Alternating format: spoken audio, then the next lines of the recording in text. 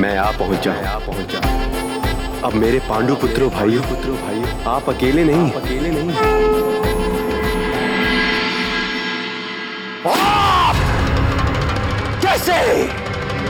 कैसे बच गया ये युधिष्ठिर अपनी मृत्यु से? मामाश्री, बड़े बड़े दावे कर रहे थे आप, मैं ये कर दूंगा वो कर दूंगा, कहां गए आपके दावे?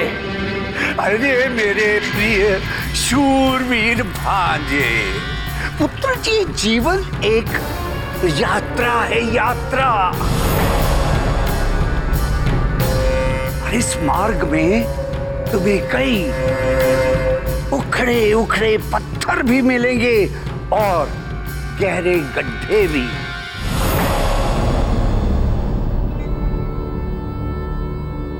पीता भांजे, यूं समझो कि एक असफल प्रयास बीत गया, किंतु हमें बहुत समझदारी से काम लेना होगा। आज उस घटना के उपरांत कुंती और पांडवों की दृष्टि मुझ पे थी, तुम पर थी भांजे। मामाश्री, भय दिखा रहे हो मुझे उन पांडवों का? दुर्योधन को भय दिखा रहे हो आप? अरे नहीं प्रिय भांजे, शत्रु को तो उसकी शव यात्रा में भी आदर दो, ताकि ज्यादा अपमानित होके तिलमिला के वो उठ खड़ा ना हो जाए। तो आप ही बताइए मामाश्री, अब क्या करें, बताइए। तो सुनो, सर्वप्रथम द्वारकाधीश यहां पधार रहे हैं।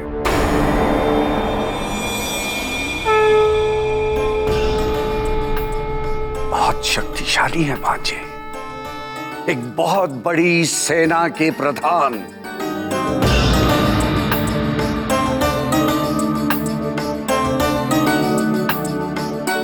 भांजे, तुम्हें उन पे अपना मोहजाल फेंकना होगा। उन्हें ये लगना चाहिए कि तुम विश्व में उनके सबसे बड़े हितैषी हो, बड़े हितैषी।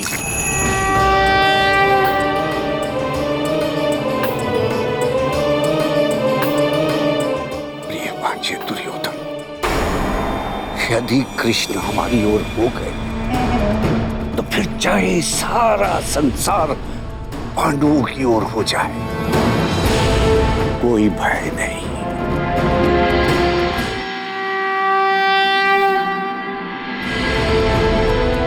केवल एक कृष्ण है जो सारे संसार को बदलने की शक्ति रखते हैं।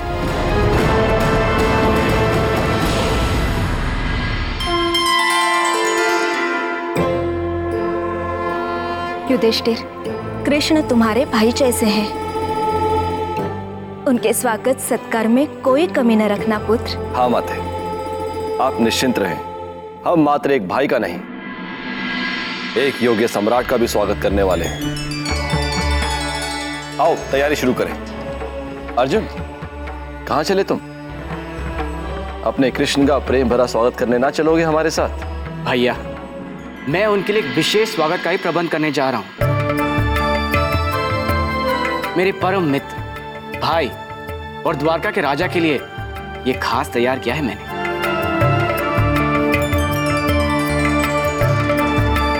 आप लोग जाइए।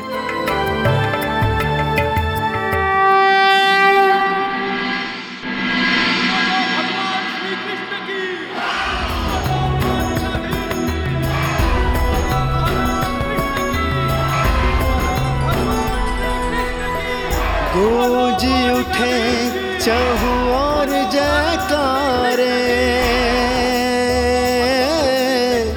नर नारी आरती उतारे।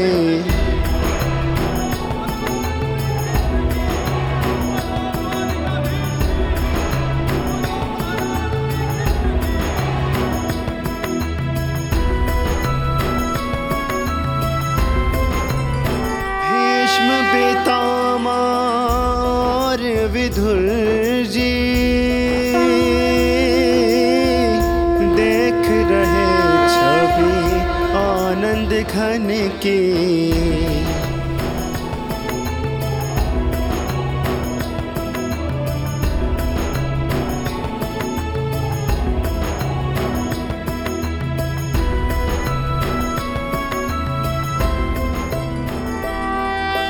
कुंती का पाकर आमंत्रण आए हस्तिनापुर मनमोहन।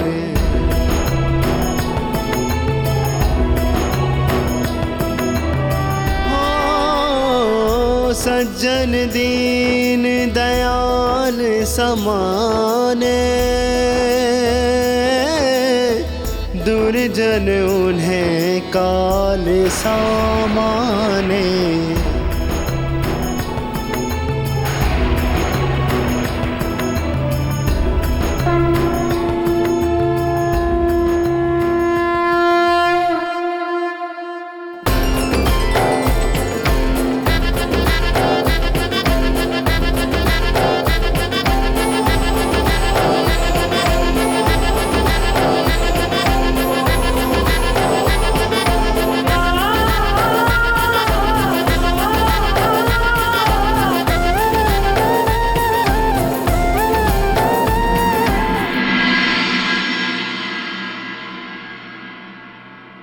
माते,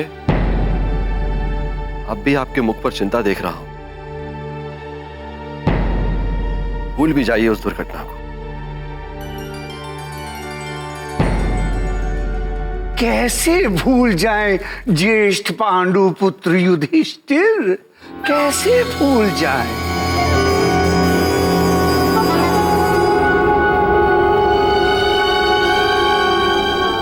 3 से सुंदर कुछ भी नहीं। और एक माँ के लिए तो 3 बातें बहुत महत्वपूर्ण होती हैं। उसकी कोख से एक योग्य पुत्र का जन्म, फिर उसका जीवन और उसके बाद उसका भविष्य।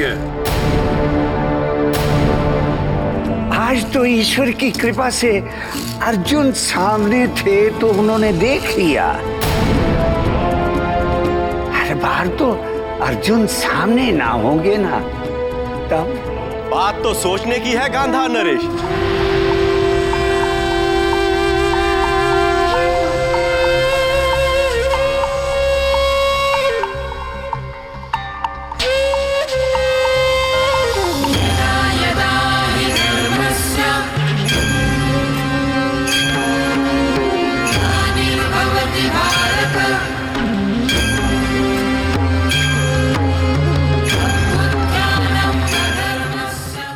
यदि अर्जुन ना होते तो क्या होता?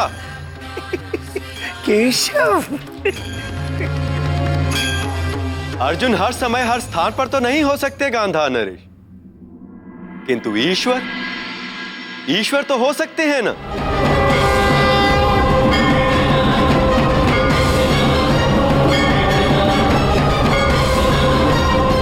दाता युधिष्ठिर के साथ धर्म है, और जहां धर्म है वहां ईश्वर का होना भी विवशता बन जाता है।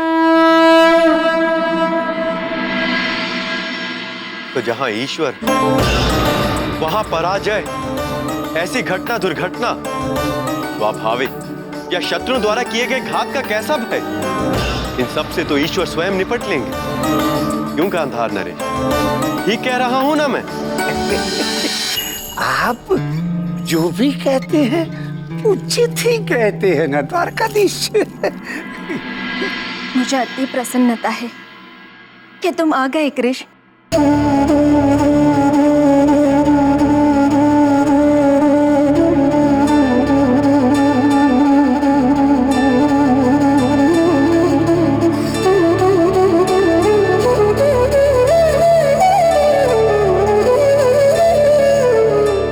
कैसे ना आता बुआ मां कुंती, आप तो जानती, आप मुझे उतनी ही पूजनीय एवं आदरणीय हैं जितने की यशोदा और देव की मई।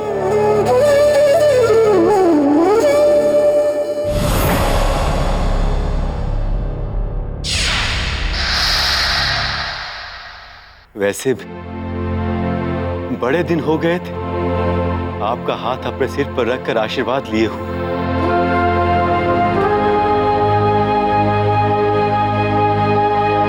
बस आपके प्रेम की भूख ही मुझे यहां आपके पास ले आई।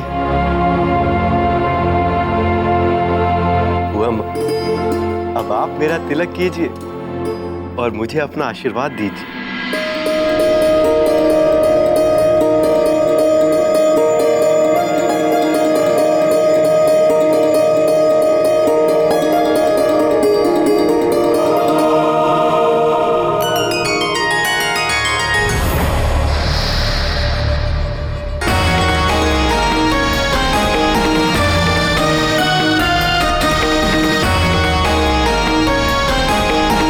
संसार में जितने आशीर्वाद है उन सबका फल तुम्हें मिले कृष्ण। आभार आपका बुआ माँ।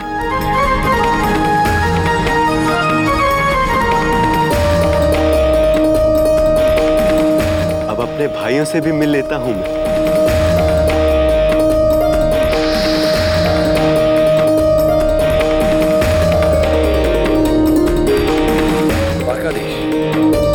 क्या कर रहे हैं आप द्वारकाधीश? भ्राता युधिष्ठिर, आप मुझसे बड़े हैं और मेरा ये अधिकार है कि मैं आपके चरण स्पर्श कर आपका आशीष लूं। आप मुझसे मेरा अधिकार छीन नहीं सकते। क्यों बुआ मां कुंती? ठीक कह रहा हूं ना मैं?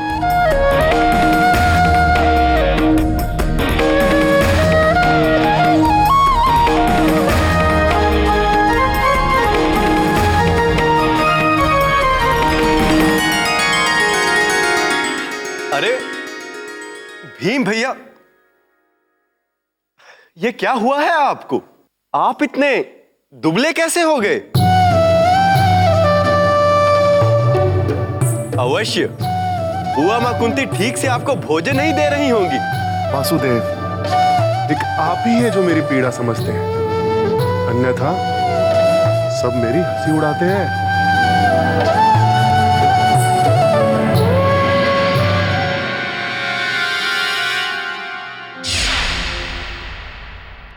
अरे मेरे मित्र अर्जुन कहाँ हैं? वो बाहर उद्यान में आपकी प्रतीक्षा कर रहा है द्वारकाधीश।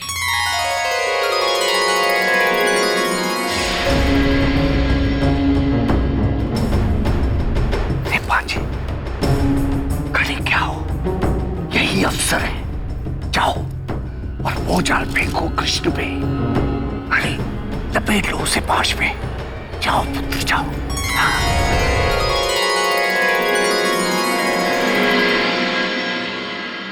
प्रणाम द्वारकाधीश। प्रणाम जेठ गांधारी पुत्र दुर्योधन। अरे हमने तो देखा ही नहीं आपको। कैसे हैं आप? द्वारकाधीश, मैं बिल्कुल ठीक हूं।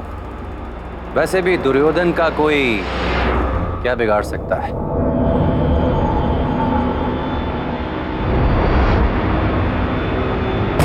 आप तो सकुशल है ना? जी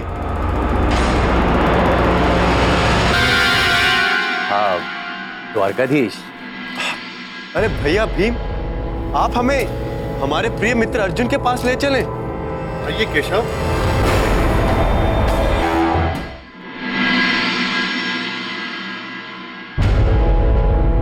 यहीं के लिए तो कहा था अर्जुन ने, जाने कहां चला गया।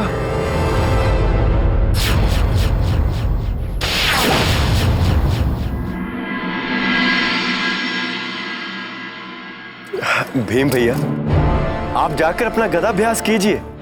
मैं इन संकेतों द्वारा अर्जुन को ढूंढ लूंगा।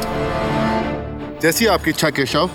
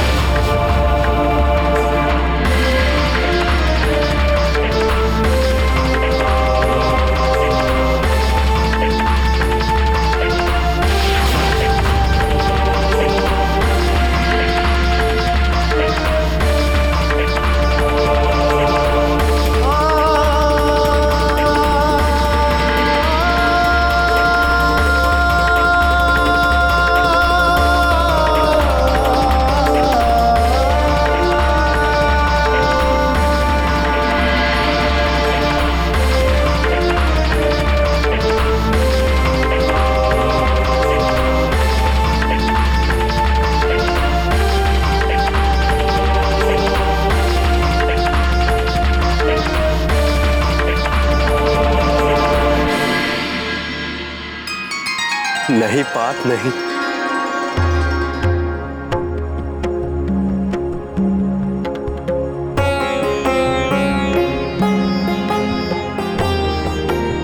तुम मेरे मित्र हो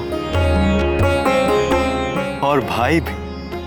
तुम्हारा स्थान मेरे चरणों में नहीं, यहां है। पार्थ, मेरे स्वागत में दी गई तुम्हारे बाणों की ये भेंट अनोखी भी है और अद्वितीय भी। नहीं केशव, हम इतने समय बाद अवश्य मिल रहे हैं, लेकिन मैं ये नहीं भूला कि आपका निर्जीव वस्तुओं से सर्वाधिक प्रिय क्या है।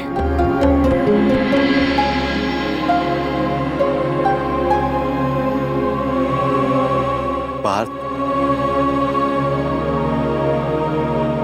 इसे निर्जीव ना कहो तुम। ये निर्जीव नहीं, इसमें तो मेरे प्राण बसते हैं। बड़ी प्रिय भेंट है ये।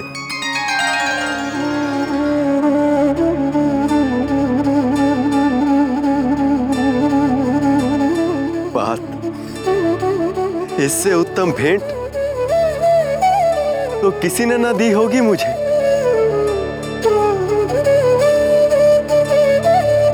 पर पार्थ, मैं तो तुम्हारे लिए कोई भेंट लेकर आया ही नहीं।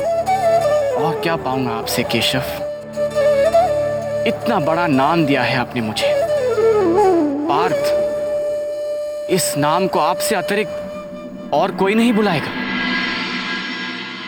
और इसके साथ आप मेरे सामने, इससे बड़ी भेंट और क्या हो सकती है मेरे लिए?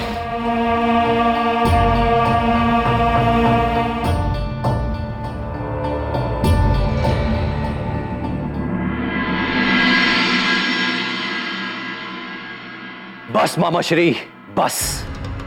अब ये दुर्योधन किसी के समक्ष नहीं झुकेगा।